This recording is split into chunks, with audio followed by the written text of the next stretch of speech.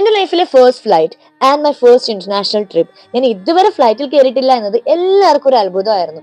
കാരണം 35 വർഷത്തിലധികമായിട്ട് എന്റെ അച്ഛൻ ഒരു പ്രവാസിയാണ്. പിന്നെ നമ്മൾ മിഡിൽ ക്ലാസ്സുകാർക്ക് ഒരു സ്വഭാവമുണ്ട്, കോസ്റ്റ് നോക്കി മാത്രമേ നമ്മൾ എന്തും ആഗ്രഹിക്കാറുള്ളൂ. അതുകൊണ്ട് തന്നെ as an eldest daughter of A middle class family ഞാൻ ഇതിനു വേണ്ടി വാശിയൊന്നും പിടിച്ചിട്ടില്ല.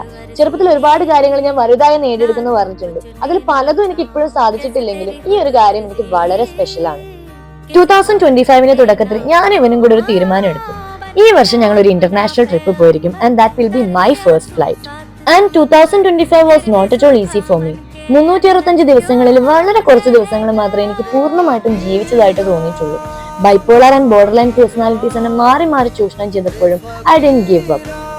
ഒരു ദിവസം സർവൈവ് ചെയ്യാൻ വേണ്ടി അത്രയും ഡിഫിക്കൽട്ടിയിൽ നിൽക്കുന്ന സമയത്തും എന്നെ പിടിച്ചു നിർത്തിയത് ഇതിനൊക്കെ വേണ്ടി തന്നെ ആയിരിക്കുമല്ലേ. അതിനൊക്കെ ഇടയിൽ ഞങ്ങൾ ഒരുമിച്ച് സേവ് ചെയ്തു, ഒരുമിച്ച് സ്വപ്നം കണ്ടു.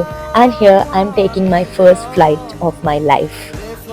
ജീവിതം മുന്നോട്ട് കൊണ്ടുപോകാൻ പറ്റത്തില്ല എന്നുള്ള തോന്നലിൽ നിന്നും ഇവിടെ എത്തിയതിന്റെ സന്തോഷം എനിക്ക് കൺട്രോൾ ചെയ്യാൻ പറ്റാവുന്നതിലും അപ്പുറമായിരുന്നു. ആക്ച്വലി എന്റെ ഫസ്റ്റ് ഫ്ലൈറ്റിന് എന്നെക്കാളും എക്സൈറ്റഡ് ആയിരുന്നു Abhi, and he was so happy. എനിക്ക് അത്യാവശ്യം പേടിയൊക്കെ ഉണ്ടായിരുന്നെങ്കിൽ എനിക്കത് അങ്ങോട്ട് എക്സ്പ്രസ് ചെയ്യാൻ പറ്റില്ല, ബിക്കോസ് അതിനേക്കാളും മേലെയായിരുന്നു എന്റെ ഹാപ്പിനെസ്. ആദ്യമായിട്ട് കാണുന്ന ആകാശ കാഴ്ചകള്, ആദ്യമായിട്ട് ആകാശത്തിരുന്ന് ഭക്ഷണം കഴിക്കുന്നു, ഇതൊക്കെ ഞാൻ ഒരുപാട് ആഗ്രഹിച്ചിട്ടുള്ള കാര്യങ്ങളായിരുന്നു കേട്ടാ. ലാൻഡിങ് ഇച്ചിരി സ്കെയറി ആയിരുന്നു, but still I M so happy. I landed in my first country, that is Sri Lanka.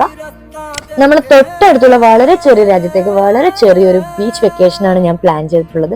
അങ്ങനെ നമ്മൾ കൊളംബോയിലെത്തി. ബാക്കി വിശേഷങ്ങൾ പിന്നെ.